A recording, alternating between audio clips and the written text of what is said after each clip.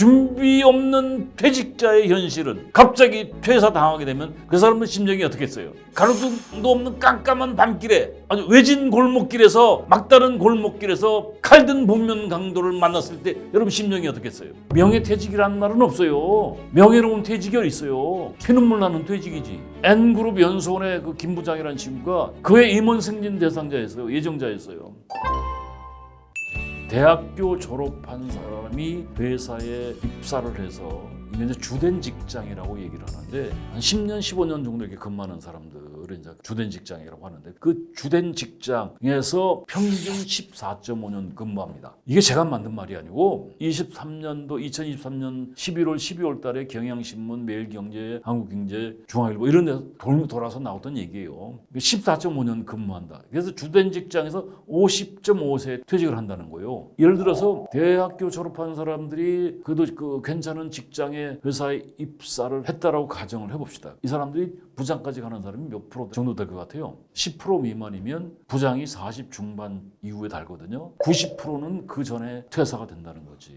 그러면 지금 그 신입사원들이 대학교 졸업한 사람들이 취업하는데 11.5개월이 대기 시간이라더만 요새. 재수, 삼수 뭐 기본이고 취업이 안 돼. 그러니까 20대에 취업하는 사람도 있지만 30 초반까지 취업을 못하는 사람도 있거든요. 그럼 평균 30이라고 잡으면 14.5년 근무하면 45세야. 45세면 결혼했다고 하면 결혼해서 한 15년, 35세에 또 결혼하잖아. 보통 평균. 35, 6세 결혼하면 이제 결혼한 지 10년이 안 돼요. 그럼 자녀가 둘이라고 하면 이제 생활비가 막 폭발적으로 늘어날 때라고. 바로 앞에서 제가 말씀드린 정년까지 가는 사람은 법정 정년 9.7%밖에 안 돼. 그것도 관리직 사무직군의 사람들이 아니고 생산직, 좋은 직장에 그러니까 뭐 현대, 삼성, LG, 롯데 뭐 이런 하이닉스 이런 회사들 그 계열사의 공장 10,000명 이런 정도의 단위의 생산직에 계신 분들이 그나마 정년까지 가는 사람이 9.7%라는 얘기야. 사무직군은 조물주의 가호를 받지 않으면 거기까지 갈 수가 없어. 그런데 안타깝게도 직장인 10명 중 8명은 퇴직 준비를 못한다는 거예요. 이게 신문에 나오는 얘기야. 열의 8은 퇴직 준비 못한다. 안 한다? 못한다. 왜 못하는가? 회사 다니기 쉽지 않죠. 버티기 쉽지 않아. 또 회사는 요새 지금 상시 구조조정의 시대야. 경영이 안 좋았다. 지금 한국 경제가 굉장히 안 좋거든요. 요새 신문에 잘 안 나지만 거대 기업에서 굉장히 많은 사람을 정리를 해 지금. 제 딸이 다니는 회사도 지금 벌써 길거리에 내몰린 팀장들이 많아. 어디 갈 거야 그 나이에. 더 안타까운 건 내 옆에 동료를 정리해고하면 새로운 사람을 충원하는 게 아니고 그 사람이 하던 일을 나눠줘. 그럼 하던 일도 벅찬데 더해. 업무가 과중해. 언제 퇴직 준비를 해. 퇴사 준비 못합니다. 퇴직 준비를 하지 못한 사람들은 결국 뭐까지 연결되냐면 재앙까지 연결이 돼. 재앙. 이거 제가 만든 용어에 공부해보니까 그렇더라고. 한 12, 13년 전 얘기입니다. 제가 기업 강의 30여 년 했기 때문에 준비되지 않은 퇴직자들, 강제퇴직, 명예퇴직. 명예퇴직이라는 말은 없어요. 명예로운 퇴직이 어디 있어요? 피눈물 나는 퇴직이지. N그룹 연수원의 그 김 부장이라는 친구가 그의 임원 승진 대상자였어요. 예정자였어요. 그때 한 47, 8세쯤 됐는데 이 사람이 스카이를 나온 사람이야. 잘생기고 키도 한 83, 4 정도 되고 예의도 있고 부침성도 있고 인맥관리 잘합니다. 연수원장급으로 이제 부원장이었는데 강사 교수 나부랭이를 일반적으로 오면 아주 깐봐요. 근데 이 친구는 갑질을 안 하고 아유 뭐 형님들 아주 부침성도 있어. 이쁠 수밖에 없죠. 근데 그 회사가 그 해에 기업 경영 악화로 구조조정을 하게 된 거예요. 구조조정 정리해고를 하게 되면 우선순위가 연수원이야, 연수원. 스텝 부서인데 여기 이제 그 김 부장한테 기조실에서 연락이 온 거예요. 3명 정리해라. 내가 책임지겠다. 무모한 자신감이었지. 내가 누군데? 내가 그래도 K대 경영학과 나온 사람이야. 인맥도 빵빵해. 내가 나가면 여기가 더 낫지. 재앙을 불러올 줄 본인도 몰랐죠. 그러니까 6개월 시장 탐색하다가 길동에다가 프랜차이즈 복집을 차렸어요. 그 12, 3, 4년 전에 프랜차이즈 복집을 차리는데 얼마 정도 들었을 것 같아요? 그러니까 그때 3억 5천이었는데 지금은 5억이 더 들어갈 수도 있지. 이 양반이 3억 5천인데 퇴직금 1억은 중간정산 안 했더라고. 그래서 1억 5천을 받고 와이프가 꼽을 쳐놓은 비자금을 1억을 내놓으려는 거야. 재난 상태잖아요. 재난 상태. 그때 이 사람이 아들이 둘인데 고등학교 중학교를 다니고 있었어요. 그것도 빨리 간 거지 이 사람은 결혼을. 은행 대출 1억 받고 해가지고 1억 2천인가를 받아가지고 이제 한 3억 5천을 모아서 복집을 차렸어. 연락이 왔더라고요. 형님 복집 차렸습니다. 이게 형님이라고 그래. 그러니까 부침성 있고 예의 바르고 매력적인 친구야. 그리고 강의도 많이 불러주고 해서 가끔 소주도 하고 그랬던 친구거든요. 바로 가면 뭐 복잡할 것 같으니까 여러분 자영업이라는 것은 동네에서 이렇게 뭐 가게를 냈다, 식당을 차렸다면 그 속된 말이 개업발 3개월이 있어요. 3개월. 새로 차린 가게는 호기심이 있어서 가. 여러분도 점심 먹을 때 가요. 그런 집 간다고. 바로 가면 복잡할 것 같아서 2달 좀 지나서 저하고 이제 그 친구와 가까운 교수들 4명이서 이제 8시 반쯤 갔어요. 조금 시간 지나서 갔지. 그랬더니 그때 그 친구가 임원될 친구가 현재 모습이 주방장 보조를 하고 있더라고. 그 친구 와이프는 언제 바깥에 나와서 사회생활을 해본 사람이 아니요. 신랑이 빵빵이 잘 나가니까. 근데 쓰레빠 신으면서 서빙하고 카운터 보고 그래가지고 딱 이제 한 40분 지나니까 이제 테이블에 왔더라고요. 그래서 그때 이 친구가 농담 반 진담 반으로 하는 소리가 형님 제가 새로운 아젠다가 생겼습니다. 이게 뭔데? 주방장 잘라내는 거래. 주방장 임금비가 감당 300~400 나가는데 요거만 잘라내도 굉장히 경영에 도움이 되겠다. 근데 10개월 만에 망했어. 10개월 만에 망하니까 3억 5천 한 방에 날아간 거죠. 가지고 이게 이 친구가 6개월 동안 저 구직 활동하다가 다행히 재취업을 했어요. 근 1년 가까이 놀다가 3,500을 딱 받으니까 이렇게 큰 돈인 줄 몰랐다는 거야. 그래서 거기까지 이제 연락을 주고받았는데 그대로 연락이 없더라고요. 잠수 탄 거죠. 그 좋은 모습이 아니라는 거지. 내가 누군데? N그룹. 임원이라고 해도 마찬가지죠. 임원 이사 대우였으니까. 그러니까 준비되지 않은 퇴직은 지향으로 가는 거예요. 제 친구들이 학교 졸업하고 보험회사를 많이 갔어요. 근데 제 친구 광복이라는 놈이 있는데 저보다 나이가 이제 2살도 먹었구나. 이게 나이가 많이 먹었어요. 학교도 잘 갔어. 인성 좋고 예의 바르고 기분하고 술 잘 사요. 그러니까 친구들한테도 인기가 좋지. 그 술을 얼마나 그 보험회사 영업을 했으니까 막 매일 술을 먹는 거예요. 와이프는 아주 왼수지 왼수. 신랑이 아니고 왼수야. 월급을 갖다 준 적이 없는 거예요. 맨날 술 먹고 다니까 뭐. 그러니까 위까지 아주 위장을 다 버렸어요. 그 국장을 하다가 이 친구가 이제 그 D생명 국장을 했는데 D생명이 이제 다른 그룹으로 넘어가면서 이제 구조정 당해서 국장들 대다수가 이제 아웃이 됐어요. 그 흘러 뭐 N생명 국장, S생명 국장으로 갔다가 오래 못 버티거든. 영업을 해야 되는데 6개월에서 1년이에요. 이것도 이제 스펙이 좋으니까 그렇게 불려다닐 수가 있었던 거죠. 그러다가 이제 대리점을 개설을 했는데 대리점 2번 개설했는데 2번 다 망했습니다. 그러니까 2번 개설하니까 빚이 이제 빚더미 안게 되죠. 그 재취업 시도했는데 재취업이 안 돼. 실패. 그러니까 결국 경제적으로 이제 그 빚을 지고 하니까 부부싸움이 잦을 수밖에 없잖아요. 애들도 째려보고. 그러니까 와이프하고 별거하고 집에서 쫓겨난 거예요, 이 친구가. 스펙은 좋은데 보험회사에서 영업 관리만 했던 거지. 세월은 가고. 국장급이면 나이가 있잖아요.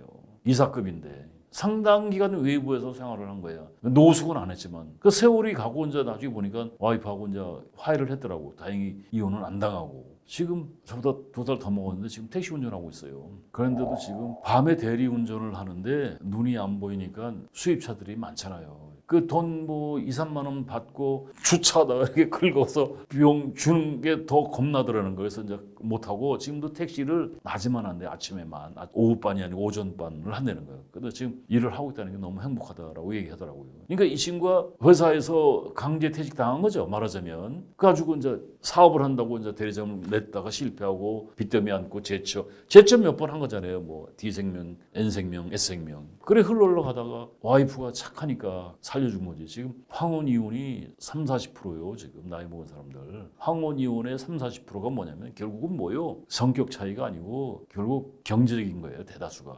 정년까지 간 복 받은 사람들도 길어야 2~3달 집에서 대접받는 게. 근데 그 사람들은 그래도 경제적인 손실은 없지만 근데 강제 퇴직당한 사람들이 45세에서 50세까지 그 사이에 퇴직을 하게 되면 준비된 퇴직이 아니잖아요. 그러면 그 사람들이 인생에서 돈이 생활비가 폭발적으로 늘어나는 시점이란 말이에요. 그러니까 급한 마음에 움직이다 보면 어떻게 되겠어요? 결국 빚더미 안게 된다는 거죠. 여러분들 퇴직은 절대 은퇴가 아닙니다. 여러분 JTBC 최강야구 가끔 보는데 재밌어요. 박용택이, 이대호, 정근우, 유희관이, 이대은, 뭐 정성훈이, 김문호 이런 애들. 여러분들 이 사람들 은퇴한 사람입니까? 아니면 퇴직한 사람입니까? 은퇴한 사람이라고 그러죠. 얘네들이 은퇴한 사람이 아니고 퇴직한 사람들이야. 가진 게 돈밖에 없는 애들이죠. 이대호 같은 친구는 재산이 몇백억일 거야 아마. 정근우, 박용택 이 사람들도 이대훈이 이런 애들도 재산이 100억 대일 거야. 100억 대가 더 넘을 거예요. 김성근 감독이 이 사람들한테 선수들한테 뭐라고 그러는지 아세요? 너희는 프로다. 왜냐하면 너희들 지금 돈 받고 야구하고 있잖아. 현역 시절에 받던 연봉하고는 비교할 수 없지만 출연료를 받고서 지금 야구를 하고 있다는 건 프로라는 거야. 그 은퇴와 퇴직은 엄청난 차이가 있어요. 김성근 감독이 42년생이시니까 83이라고 83. 저는 그 양반이 지금도 현직에서 감독을 한다면 난 박수 칠 거야. 우리나라 최고의 감독인 것 같아, 그 양반. 그렇게 노력하는 양반이 없어요. 저번에 유퀴즈에 나왔었어요. 올해 유퀴즈에 나오셨는데 자기가 암 수술만 4번 하셨대요. 암 수술 4번 하고 기저귀 차고서 폰걸 쳤다는 거예요, 현장에서. 그런 열정이 있기 때문에 지금까지 현직에서 움직이시는 거죠. 그 최강야구 감독하기 전에 일본에서 코치하셨잖아요. 공백 기간이 없는 거예요. 퇴직과 은퇴는 상당히 많은 시간이 존재를 한다는 것을 여러분 아셔야 돼. 퇴직은 뭐냐? 현재의 직업이나 맡은 일에서 물러난다 하는 뜻이요. 하고 있는 일에서 물러난다는 뜻이 퇴직이야. 그럼 은퇴는 뭐냐면 물러난다. 뭐에서? 직에서 물러나서 은둔이라는 말 아시죠? 숨는다라는 뜻이야. 칩고한다. 그러니까 은퇴라는 건 백수라는 뜻이요. 백수도 종류가 있더라고. 동백, 가백, 마포불백, 불백, 반백, 뭐 동네 백수, 집에서만 있는 백수, 불백, 불쌍한 백수, 마누라도 포기한 마포불백, 마누라도 포기한 불쌍한 백수. 그래서 여러분들 퇴직은 절대 은퇴가 아닙니다. 퇴직이 45세에서 50세 사이에 일반적으로 퇴직을 합니다. 정년 60이라고 해도 지금 무슨 시대예요? 100세 시대죠. 지금 50대면 과학적으로 120세까지 산다라고 얘기를 해요. 정년 60이라고 해도 110까지 살려면 60년의 세월이야. 놀고 먹기가 너무 시간이 길죠. 그래서 준비 없는 퇴직자의 현실은 준비하지 못했던 퇴직자들 갑자기 퇴사 당하게 되면 그 사람의 심정이 어떻겠어요? 말하자면 예를 들면 가로등도 없는 깜깜한 밤길에 아주 외진 골목길에서 막다른 골목길에서 칼든 복면 강도를 만났을 때 여러분 심정이 어떻겠어요? 공포감, 황당함, 말로 표현을 못하겠죠. 막막함, 막연함, 깜깜함 어찌할 바를 모르실 거예요. 공포 그 자체일 거예요. 여러분들 이게 복면 강도를 만난 정도가 아니에요. 사실은 그 절벽 위에 서 있는 사람들의 모습 심정일 거예요. 아마 45세에서 50세 사이에 생활비가 가장 많이 들어갈 타임에 가정경제가 스톱이 된다고 하면 꼭 생각을 해보셔. 그 사람들의 그 현실은 좌우지간 뭔가를 해야 되지 않습니까? 뭔가를 해야 되죠. 은퇴가 아니니까 한 가정의 가장이니까 가정을 책임져야 되는 막중한 임무가 있단 말이죠. 뭔가를 해야 되는데 할 수 있는 게 없어. 할 줄 아는 게 없어. 할 것도 없고 아는 것도 없어. 아는 거라고 회사에서 하던 일밖에 없어. 오라는 데도 없어요. 갈 데도 없어요. 친구도 없어. 돈도 없어. 어떻게 할 거야? 이거 얼마나 심각한 얘기인 줄 알아요? 그런 퇴직자들 은퇴가 아니죠. 50세에 나와도 은퇴가 아니라는 얘기죠. 50이라고 하면 35세 결혼해서 36세 애를 낳았다고 하면 50이라고 하면 애가 15이면 애가 둘이면 중학교, 초등학교 다닐 거라고. 남들처럼 뭐 학원을 보낸다? 못 보내. 학원 한두 개 보내도 생활비 많이 들어가잖아요. 뭐 강남에 뭐 영어 유치원 다니는데 한 달에 돈 1,000만 원 들어간다고 하더라고. 그거는 아니더라도. 그러면 당장 나와서 퇴직자들이 해야 될 현실, 진로는 3가지야. 재취업을 할 수밖에 없죠. 그 다음에 상업. 3번째 하나 방법이 있습니다. 백수. 뭐 조상 잘 만나서 부모 잘 만나서 금수저로 태어났다면 놀고 먹을 수도 있겠죠.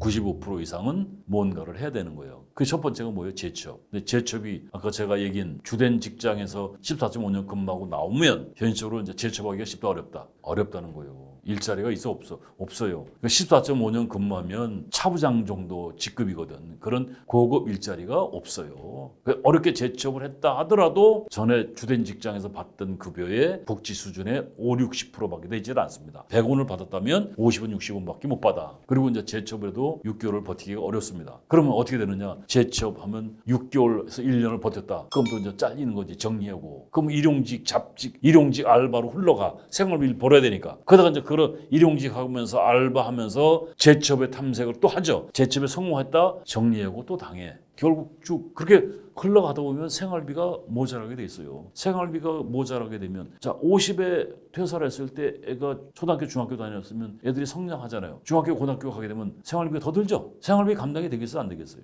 그러니까 울며 겨자 안 먹기로 어쩔 수 없이 내몰리게 되는 게 뭐야? 창업이라고 두 번째가. 근데 창업이라는 게 제가 강의하면서 교육생들한테 물어봐요. 창업하면 몇 프로 망한다고 생각해? 이건 공식이 90%인데 직장인들이 100%라고 얘기를 해. 창업 실패는 결국 뭐가 남아? 빚이 남아, 빚이. 조금 전에 앞에 사례 얘기를 그런 사례 내가 100개 정도 더 있어. 자살한 사람도 있었어요. 그러니까 깜깜한 골목에서 갈등 복면 강도를 만났을 때 칼한테 한번 찔려봐. 그 이상이란 말이야. 저 빚더미가 칼 맞은 것보다 더 심각한 거거든. 그러면 결국 가정 불화가 와. 부부 싸움하고 별거하고 이혼하고 어쨌거나 가정이 정상적일 수가 없어요. 그럼 집에서 나오게 돼 있어요. 나홀로족, 그 원룸, 쪽방촌, 고시원, 노숙하는 사람들이 다 그 사람들이야.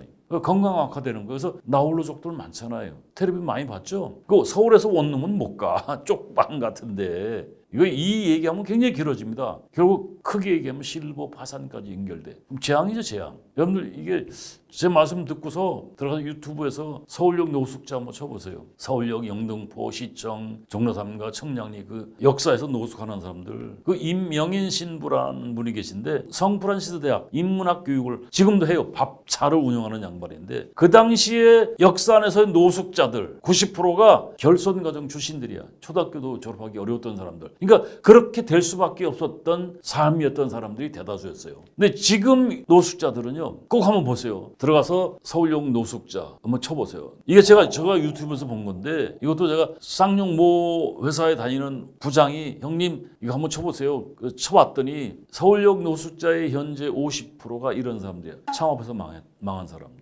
창업에서 빚더미, 공식이라고 그랬잖아요. 가정불화, 그 문제, 야반도주하는 사람도 있어요. 그 야반도주하게 되면 자기 주머니에 돈 없으니까 결국 노숙으로 가는 거예요. 실제 제가 사례가 유튜브에 나온 사람인데 노숙을 하는 사람이 이제 크리에이터가 인터뷰를 해. 선생님 인터뷰해도 되겠습니까? 괜찮아. 자기가 지금 20일째 깡소주를 마시고 있다는 거예요. 술과 친구하고 있는데 그래도 안 죽는데. 그러니까 삶을 초월한 사람이야. 근데 그 선생님은 그 전에 뭐 하셨어요? 그러니까 나는 옛날에 그 대기업에 다니다가 오파상 하다가 공장도 했다가 볼링장도 크게 했었대요. 그러면 그도 사업의 규모가 꽤 있던 양반인데 그걸 말아먹고 야반도주 한 거예요. 여기 지금 서울역 노숙자들이 낮에는 가서 잡일을 하러 다닌대요. 대다수가. 옛날 노숙자하고 다른 거지.